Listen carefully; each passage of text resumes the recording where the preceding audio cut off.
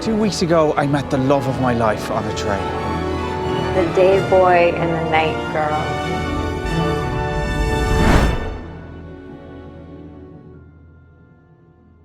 How will we live? I just want to be near you, Zoe. Asleep, awake, it doesn't matter. We can see each other in the hours that overlap. I don't care. Okay, but what about all the things that you said that day on the street? I was pissed. I lost sight of the fact that in a relationship, you choose to be with someone who is inherently living in their own reality. I miss your reality. I love your reality.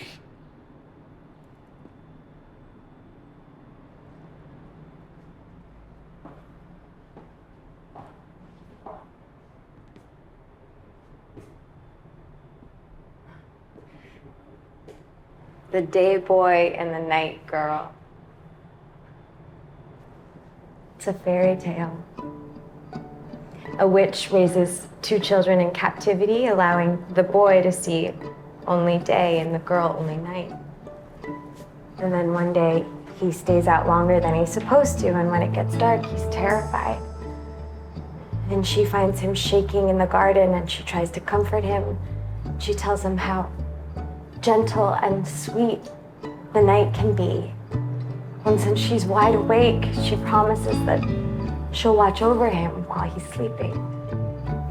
Can I ask you a funny question? Sure. When you first got on, how come you sat over there with her when you had the option of the two tables? I just prefer to sit facing the direction we're going in, that's all. Now you're sitting the opposite way. Yeah, but I'm facing you. So my neurosis can take a back seat for a bit. It's not a big thing, just a little quirk. It's not like it dominates my life or anything. Do you want to swap seats? Yes.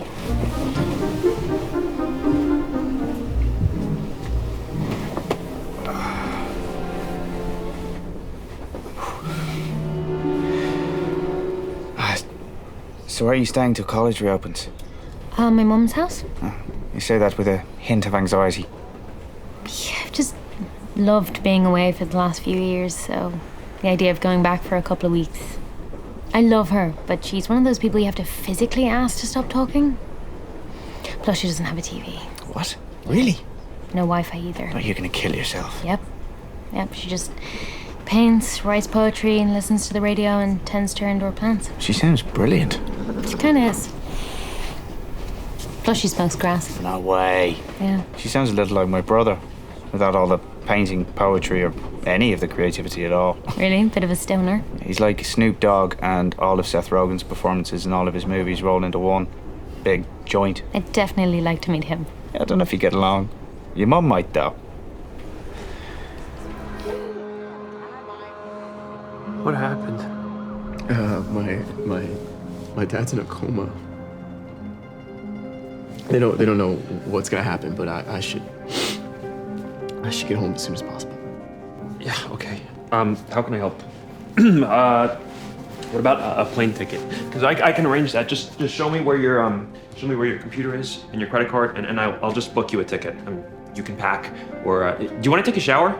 Are you hungry? Because I could get something and. No, that is very sweet of you. Thank you. Come here. I'm so sorry. Okay.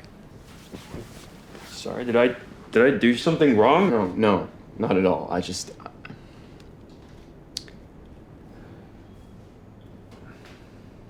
I am gonna hop in the shower. Actually, that's a good idea. Good. Just show me where your computer is, and I'll book you a ticket. Robbie,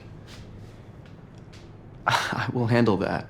We just had this great night tonight, and now this terrible thing has happened. So just let me help you somehow, please. I had a great time tonight. And you're right, something really terrible did just happen. So what would be most helpful to me is if you would just leave. Please.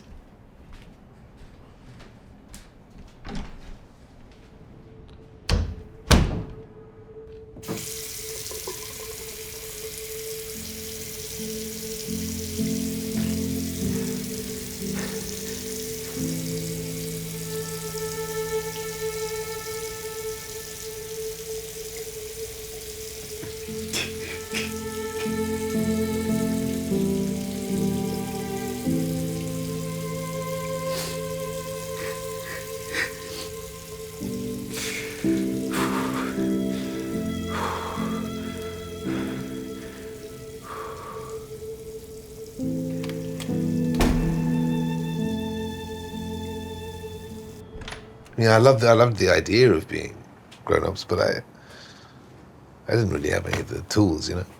So weird talking to a guy whose emotional baggage about his controlling ex-wife is something I can completely relate to. And my kids seem lovely. It's Perfect date. perfect. Do you remember that flat in Bow? How did we survive a winter there? Well, you wore a ski suit to bed, I remember that. I did. I finally found a woman to move in with me, and you were genuinely putting more clothes on to go to bed than you wore during the day. I mean, can you imagine how disastrous that was for my young male psyche? It had zips. I'd never skied. It was tricky. Do you remember that night where we broke up the chairs and burned them on the fire? 'Cause it was so... broke up the chairs, and then when my parents came round, there was nowhere for them to sit. That was a red flag right come there. on, it was romantic. It was romantic. Eating tuna out of tins. No television, no phone. No computers. What the hell did we do all day? We kissed. We sat on the sofa for hours just kissing to pass the time. Did we? That must have been fun. You remember. You don't remember?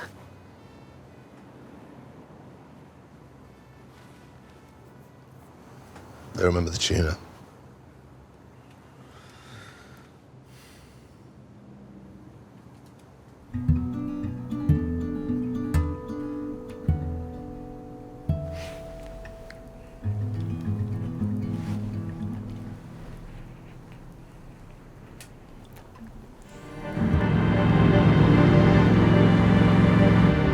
So Shannon's seeing someone.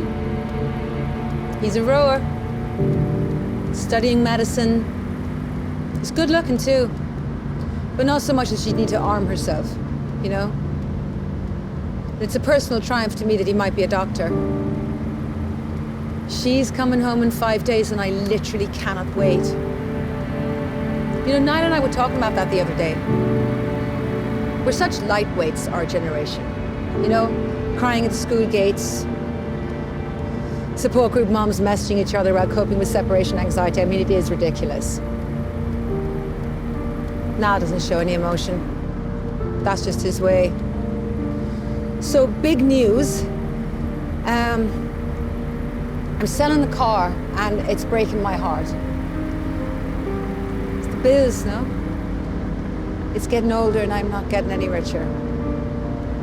I can't talk to you back at the house or at the office. I mean, people would think I'm crazy. But here, who cares? It's like I can feel your presence.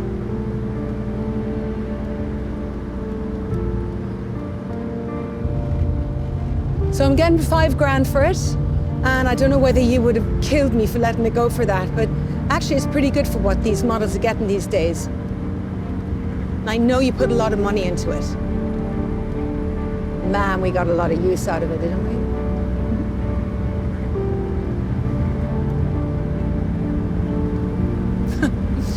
I'll never forget the first day you showed up in it. I'd known you about a year and I thought you were absolutely crazy for buying a sports car.